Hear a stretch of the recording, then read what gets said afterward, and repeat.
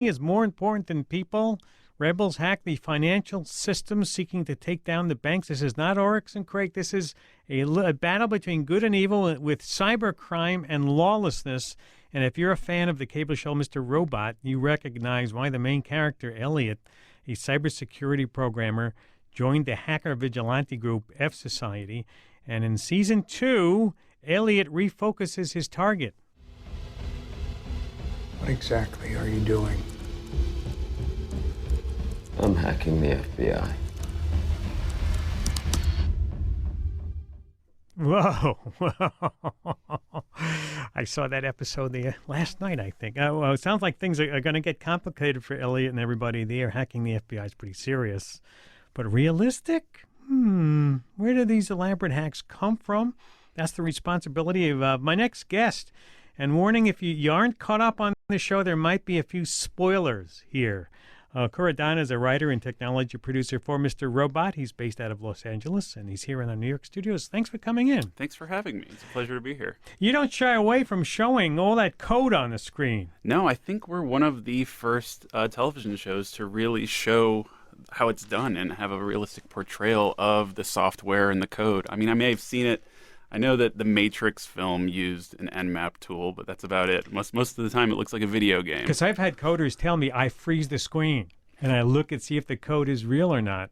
There's a whole subset of our viewership that freezes every single frame of our computer Really? screens. They break down the tools that we're using, the versions of the software. They look for hidden codes in the screens that we hide in there for them. It's really fun and interactive. There are hidden codes. There are hidden codes. A huge part of my job is incorporating Easter eggs in the show and making that level of interactivity there. So if you see IP addresses or URL web addresses or even barcodes or QR codes anywhere on the show, they will lead somewhere. Wow. And if you want to go down that rabbit hole, there might be a prize at the end of it. I'm going.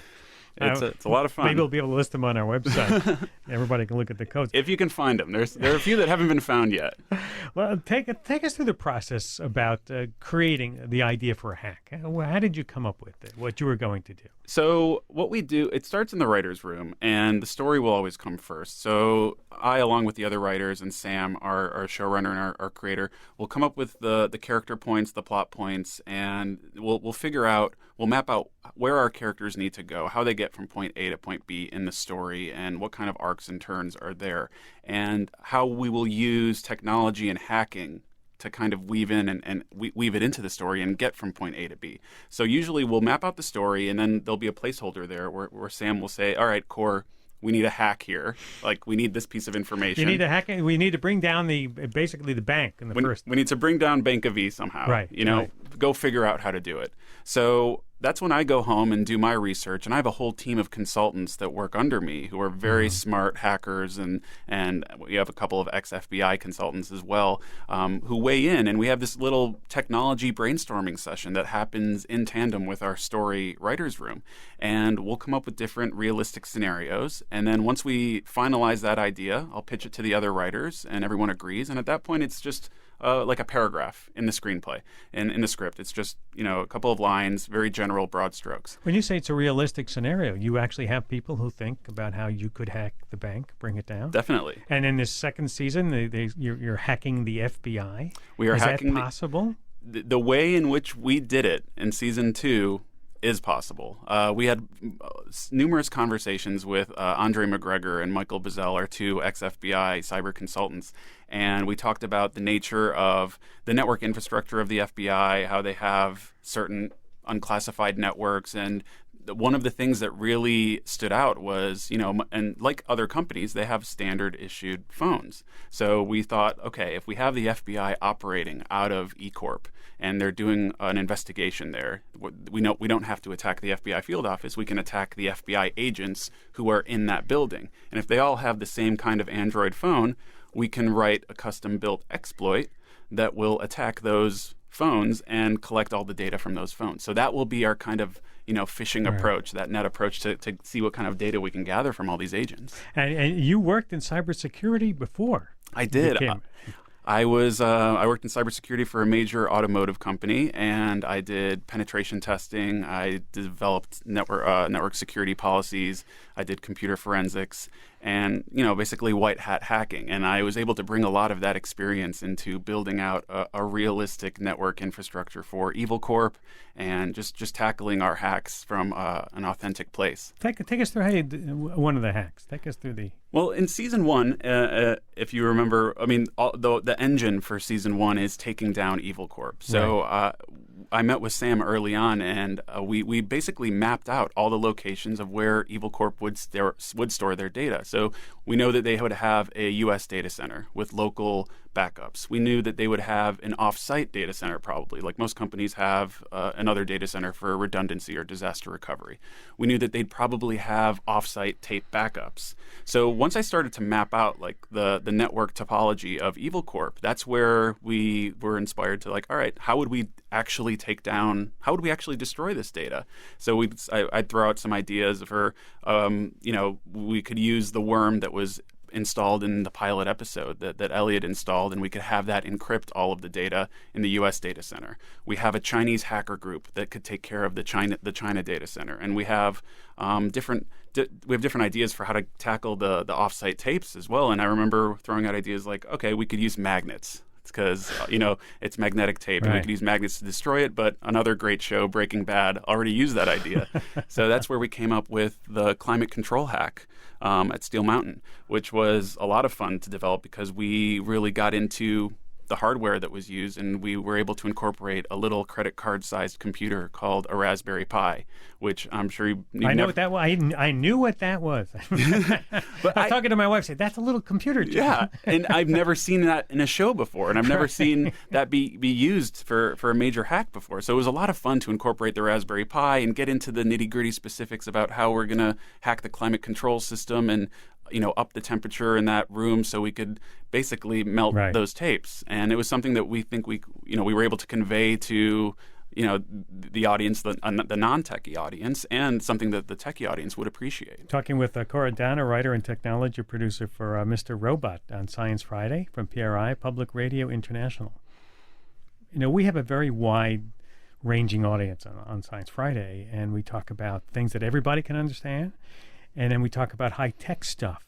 We get into high-tech stuff. We think sometimes we're getting too far into the weeds. We're not going far enough into the weeds for some people. They really want that. Do you find that true, that they love to see that technology detail? That's one thing that I found surprising early on, and it's something that I latched onto, because once we started incorporating that level of detail into season 1, I started seeing all these posts on Reddit and on Twitter and on social media of these people taking screenshots of the screens and breaking it down and looking for secret codes, and then I thought, all right, this is great. This is what they want. Let's incorporate more of these little details, and it's a huge part of my job. Are the details also true about the personalities of the hackers? Definitely. And this is something that's interesting because I'm lucky enough to have been exposed to a lot of hackers and a lot of writers. And I know when Sam created the character of Elliot and put together the different characters of fsociety, I know he used himself as some of the. Which one is he? He's very close to Elliot. Yeah. But just in terms of the anxieties and the neuroses and the worries that writers go through, and the isolation and the loneliness and just being able to lock yourself in a room and work on a script and solve a story problem. It's very similar to that of a hacker. There are a lot of hackers who are socially awkward. There are a lot of writers who are socially awkward. I've spoken to a lot of hackers who say that they were huge introverts before they started going to different hacker conferences like DEF CON and Black Hat, and that's where they really met other people like them, and they were able to talk about learn how to talk to people.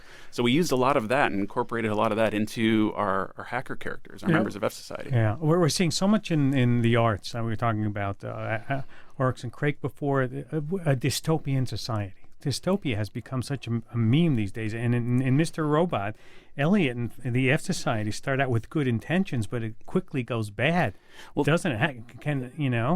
Can hackers not be shown as good people at the end, people who are not trying to take something down, but to build something up, because they start saying they want to do that, but toward the end of the episodes, they're saying, boy, did we make a mistake. I'm using euphemistic language. No, definitely. And the series is not over yet, so we don't really know where this is going, but it's the intentions were good. I mean, if you watch season 1, you can get on board with their plan. Elliot wanted to save the world, and maybe perhaps fsociety was a little naive with that plan. And this season is all about the consequences and repercussions of that decision of taking down E Corp. Yeah, erasing the debt sounds like a great idea, but it's obvious that they didn't think things through all the way. And I think that's something that people involved in hacktivism or hackers or young and angry, militant viewers out there who latch on to season 1 and be like, yeah, that's great.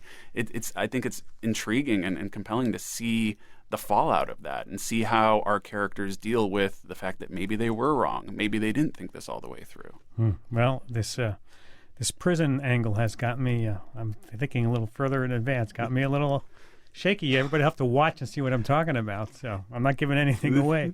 You gave a little bit away. Just a little bit Just away. a little bit. Just a little. Get everybody keep watching. Kor Adana, writer and technology producer for Mr. Robot. Thank you very much. It's a great show. Thank you so much for having me. Mr. Robot. Mr. Robot's on Wednesdays at 10 on USA Network. And USA, right? yep.